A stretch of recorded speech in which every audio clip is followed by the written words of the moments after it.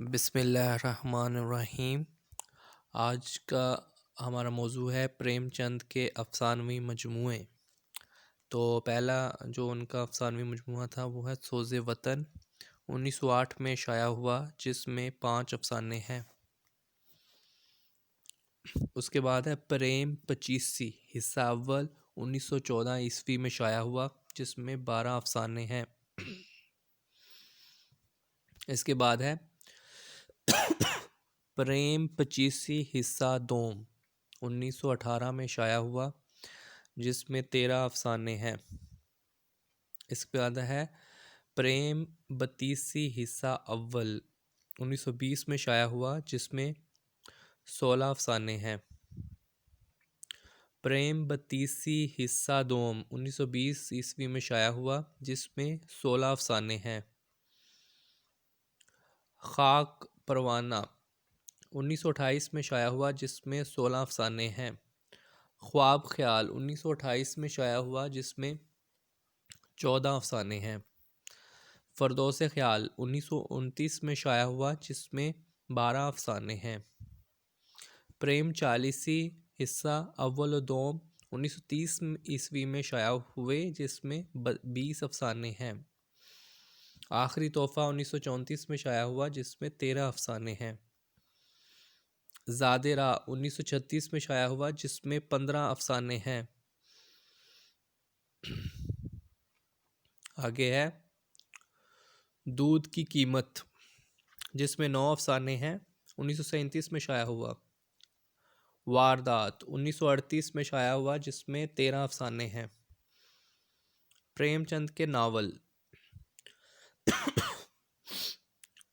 इसरारे मोहित प्रेमचंद का नावल है जो नामुकम्मल रहा था। 1903 में से लेकर 1905 तक शाया हुआ था। हम खुरमाओ हम सवाप, 1905 ईस्वी में शाया हुआ। कृष्णा रूठी रानी, जलवाए एसार 1912 में ईस्वी में शाया हुआ। जलवाए एसार एक सुहानी नावल है, जिसमें प्रेमचंद ने स्वामी विवेकानंद की ज़िंदगी और शख्सियत को नावल के कालिब में ढालने की कोशिश की है। बाज़ार हुस्न, ये नावल उर्दू में 2 हिस्सों में शाया हुआ था।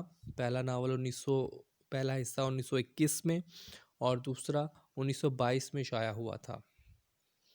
गोशा आफ़ियत गोशा आफ़ियत उर्दू में 1928 में शाया हुआ था।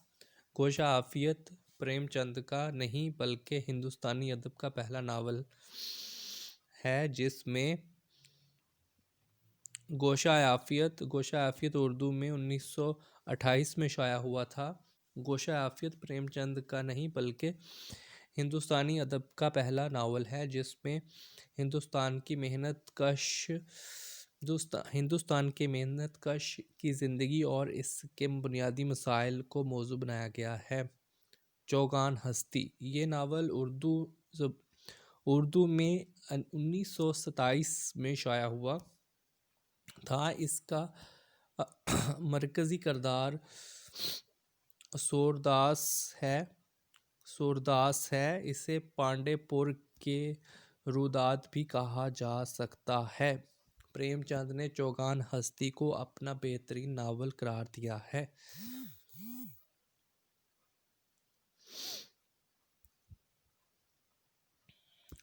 पर्दा मजाज 1928 में लिखा गया। निर्मला उर्दू में ये नावल 1929 में शाया हुआ। पर्दा मजाज 1928 में लिखा गया। निर्मला उर्दू में ये नावल 1929 में शाया हुआ। बेवा उर्दू में 1932 में शाया हुआ। गबन ये नावल 1932 में शाया हुआ। मैदान अमल 1936 में शाया हुआ। इसके मरकज़ी किरदार अमरकांत और समरकांत और सुखदा हैं।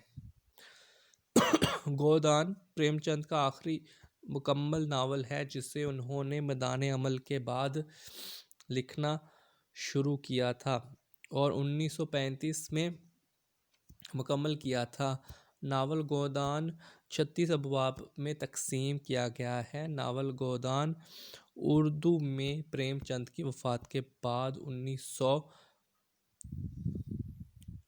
प्रेमचंद की वफ़ात के बाद शाया हुआ। तो यहाँ पर डेट मौजूद नहीं है हमारे पास। आगे है गोदान, प्रेमचंद का आखिरी मुकम्मल नावल जिसे उन्होंने मैदान अमल के बाद लिखना शुरू किया था और 1935 में मुकम्मल किया था। नावल गोदान 36 अबवाब में तकसीम किया गया है। नावल गोदान उर्दू में प्रेमचंद की वफ़ात के बाद 1937 में मकतबा जामिया दिल्ली से शाया हुआ था। ये जो पीछे डेट मिस थी, अब ये डेट आ गई है इधर। ये 1937 में मकतबा जामिया दिल्ली से शाया हुआ था। इस नावल का मरकज़ी किरदार खौरी है जो बलारी ई गांव का रहने वाला है।